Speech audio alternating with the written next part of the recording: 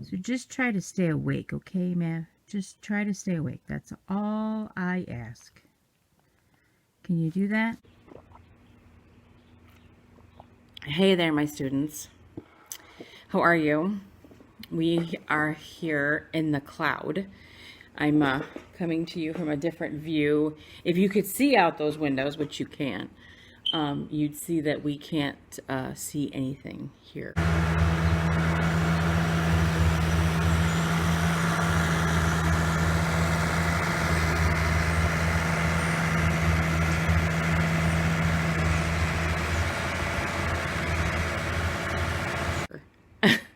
We're in a cloud. So, this is our second story shopping, which comes to you from Joyce Carol Oates, who writes a lot of really cool novels. This must have been something that, writers experiment with characters and they experiment with story.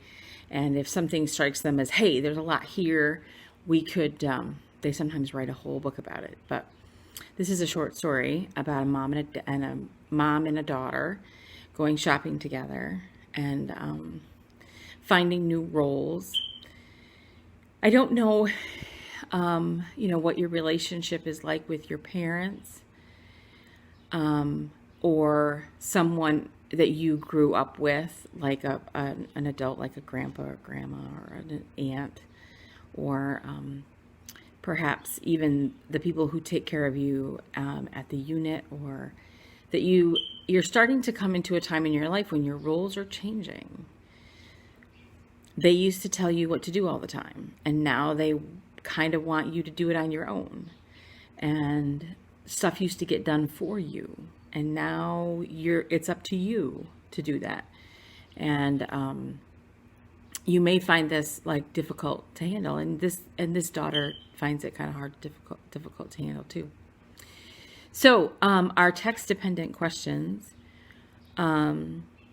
which of the following best identifies the theme of the short story? Again, this is a cheat. There's a place here where you can you will see they give you a couple of themes to choose from. You pick one, and that's what you do your writing assignment about. So this is easy peasy lemon squeezy if you so desire. Part A: which of the following best describes the theme? A: the relationship between mothers and daughters is easily strained by everyday activities. B: when children assert their independence, it makes their parents more vulnerable and heightens their fear of abandonment. C: even the love between a mother and daughter can eventually fade away if it's neglected. Or D: which, although parents are often resentful of their children's freedoms and happiness, the best parents are able to forgive their children. So you got to pick one of those as your theme, and then you got to back it up. And so here's the detail that it supports your text. So pick one that will back up your idea about the theme. A: as Nola models in the three-way mirror a queer little yellow and black striped sweater with a ribbed waist, punk style, mock cheap, Mrs. Dietrich feels the motherly obligation to register a mild protest, knowing that Nola will not hear her. B: she knows no more of how love ends than when she knew as a child. She knows only of how love begins, in the belly, in the womb, where it's always present tense. Mrs. Dietrich is afraid of her daughter will leave the restaurant, simply walk away. That's happened before, and if it happens today, she doesn't know what she'll do. D: again, streams of shoppers are making a careful berth around her. Alone among them, Nola hesitates and seems about to approach the woman. Please, Nola, don't. Please. All right, so you got to figure out which one's the theme of this short story and which one of these details supports that. Number 3, Part A: how did Mrs. Dietrich's divorce affect her relationship with Nola? A: Mrs. Dietrich felt guilty for not being able to work it out with her husband. B, Mrs. Dietrich grew desperate to make Nola love her more than her father. I don't know. We had thunderstorms last night. Did you have thunderstorms? That was like raucous. It kept me up. Nola became the sole person that she gives and receives love from. Nola grew to blame Mrs. Dietrich for not remaining married to her husband. Part B, which quote from the text best supports the answer to Part A? Mrs. Dietrich loves Nola with fierce, unreasoned passion, stronger than any she felt for the man who had been her husband for 13 years. B, this was about the time when Mrs. Dietrich moved out of the house and back into their old apartment in the city. A separation, he'd called it initially.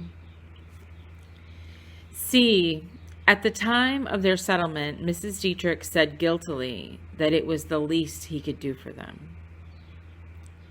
D, Mrs. Dietrich knows she isn't thinking about anything that would distress her, like Mr. Dietrich's betrayal.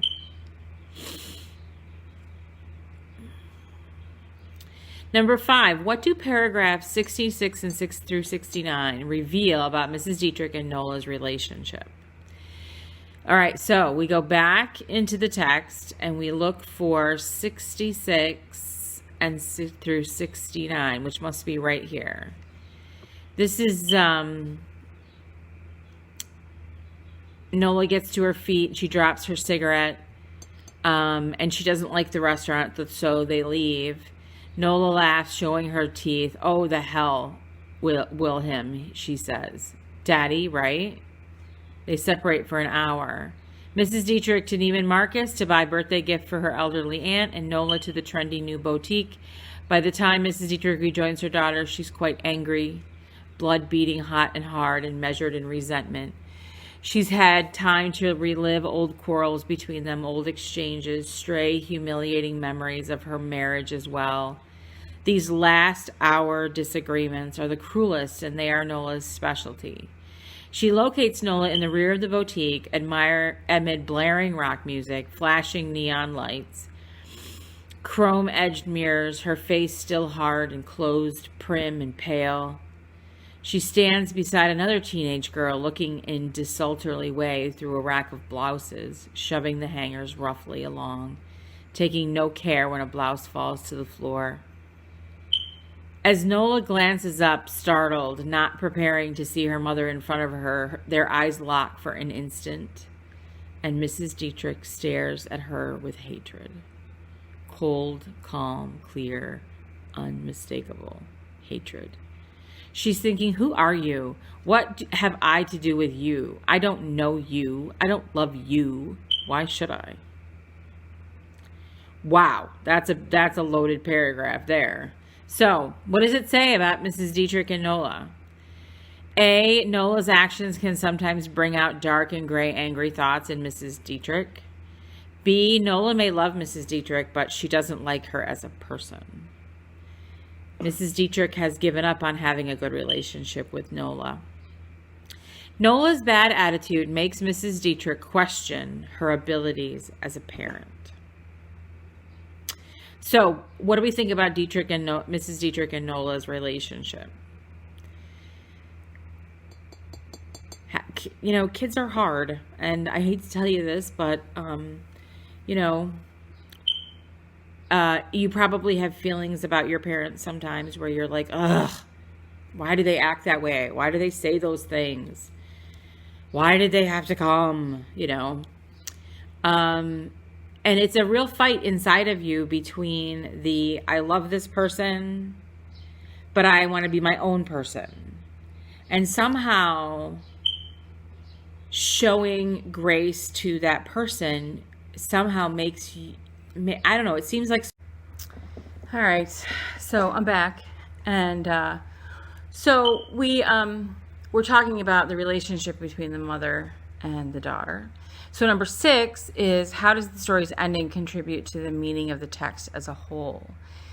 If you remember at the end, you know, she's struggling with the ideas of being proud of her daughter, but then also being, exasperated by her daughter. In the end, her daughter really wants to help that homeless woman. It's a struggle there for her daughter to be her own person and make up her own mind about the world, and then also the idea of what her mom thinks and where does that come from. Number 7, how does the repetition of the phrase "they've been through all that before" contribute to the theme of the text?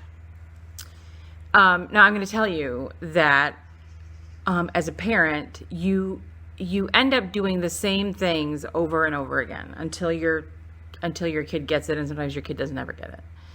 So like when you struggle with them at a terrible 2 moment, they have figured out that they have autonomy, which means that they can do stuff and they can make stuff happen, and they're discovering this, and they're like, hey, if I do this, look at what mom will do, or I do this and look what my brother does. And so you are policing that situation, being like, no, you can't do that, or not now, later, and then the temper tantrum comes. Well, like when they're grown-ups, you are doing the same thing. Like, they get to be 16 and they want to do something, and they have autonomy. They get to do it if they want to. And you start to wonder, do they follow my directions because they're scared of me, or do they follow directions because they think I know what's best? Do they follow directions because they kind of agree with me? I've won them over.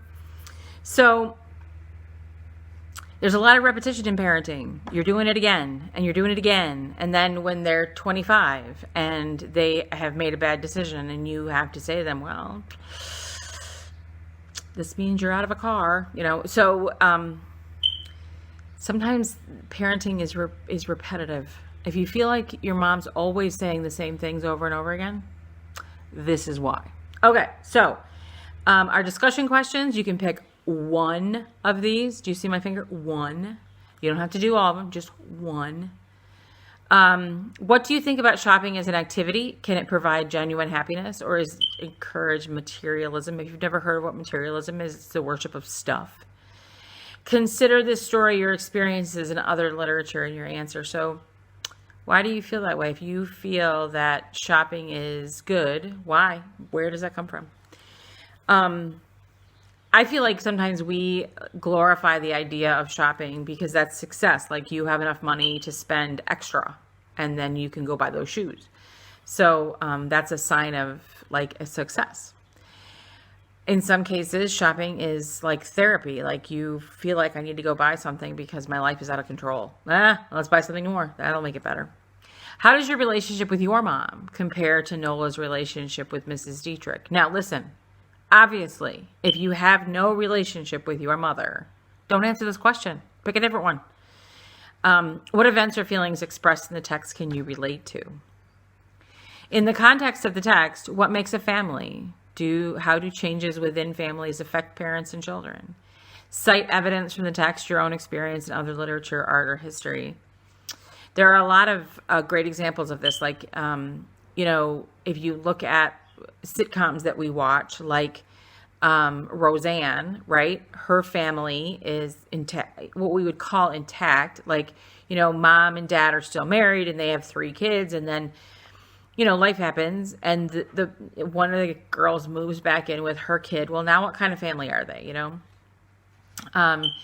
If you think about the idea of what is family in the book that we're reading in school, where Janie is the product of a horrible rape, and her grandmother now has to raise her.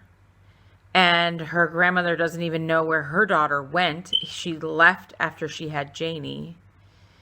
And her grandmother kind of gets this idea that, like, maybe we should have our own space. We live in the backyard of these white people. And sure, we're appreciated and we are wanted. And while Granny has to go inside and, make food for the family and clean the house and make the beds for the white people, her daughter is getting to be raised with these white kids, and she doesn't even know she's black. So, but then at some point, Nanny realizes that Janie is not getting it and she needs to have her own space. And so she moves to a house and they have their own space. They, make their own food and they, and so, what defines a family? Does that define a family? That it's Granny and Janie? It's hard to tell, right? In the context of the text, how are we changed by love? Cite evidence from your text, your own experience.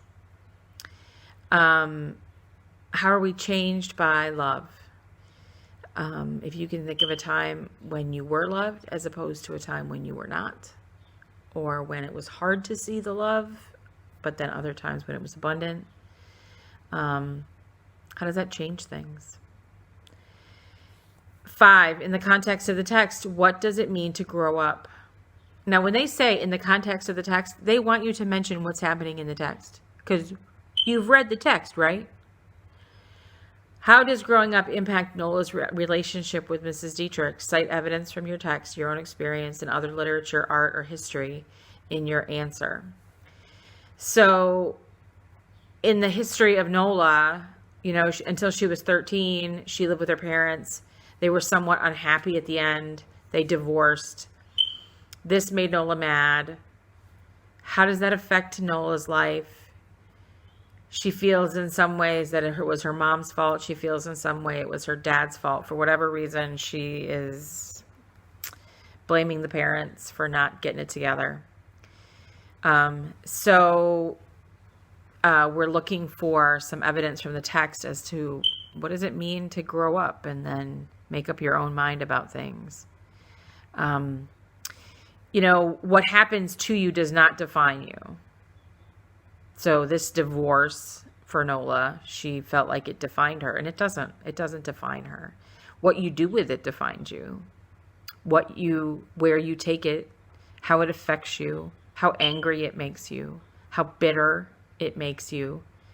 That defines you, and those are your choices. Eleanor Roosevelt said, "Nobody makes you feel anything without your permission." So if you are feeling slighted, or you are feeling like less, or you are feeling like someone did this to you, stop giving it permission to run your life. That happened and it's over. What matters is going forward. And what matters is, what's inside of us and what we hold on to and the way we use it in our lives. All right, so that's my preaching for today. Coming to you from a bookcase again. We will have more questions. Remember, you can always do these questions online. There's directions in your email. Many of you are not logged into your email. Mr. Tech, Mr. Fleischman at the building says many of you are not logged in. Get logged in. Okay, that way you're connected. If you can't be connected, we can't grade you. If you're not graded, you're going to get a 0. If you get a 0, you're going to fail the quarter. So get logged in.